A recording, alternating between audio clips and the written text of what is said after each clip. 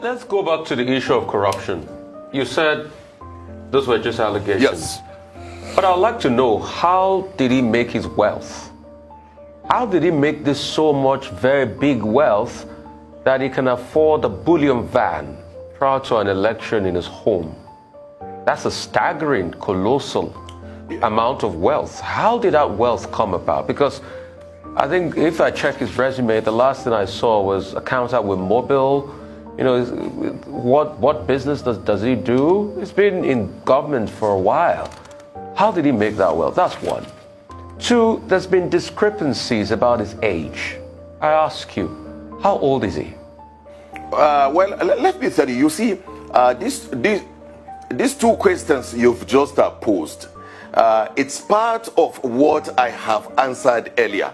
I think at this point that we've gotten to, our emphasis should be on the pedigree of this candidate, what he has demonstrated that he has done, what he has achieved, how he has changed the revenue of Lagos State, how he has put a long-term plan to implement infrastructure.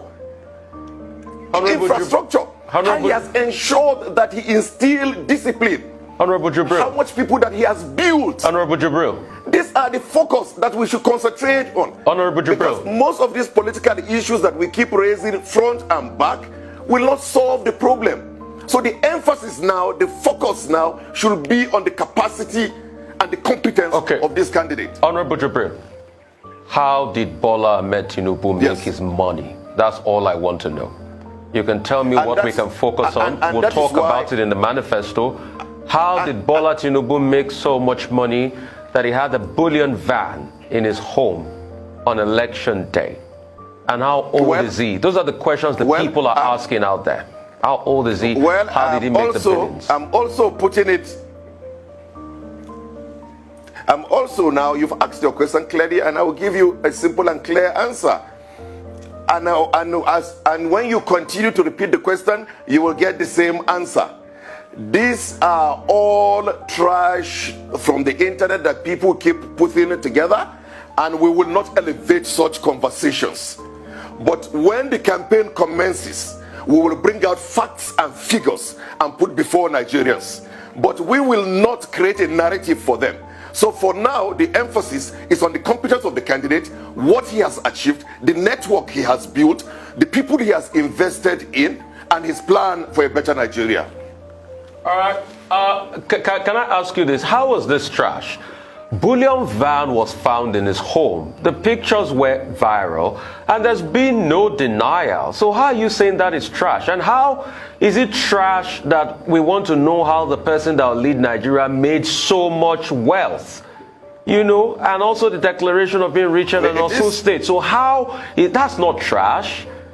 How did he make his money? That's all I want to know. And tell me how old he is, so I can take you by something. Because there's been discrepancies too by the people of his age and his wealth. It's just a question I'm asking.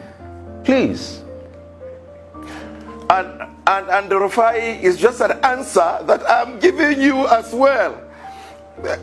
You see, unfortunately, you are posing the question as a journalist. What will satisfy you is when I say things the way you want me to say it.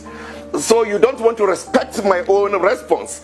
And I think it is unfair and probably very unprofessional. Because the response is simple. We've raised issues here about corruptions. I gave instance with even Ruben Abati himself.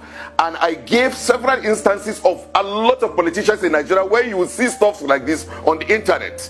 And we said we are not going to elevate such conversation, and we will not. Okay, Honorable So if you put the question before me 100 times, I will not.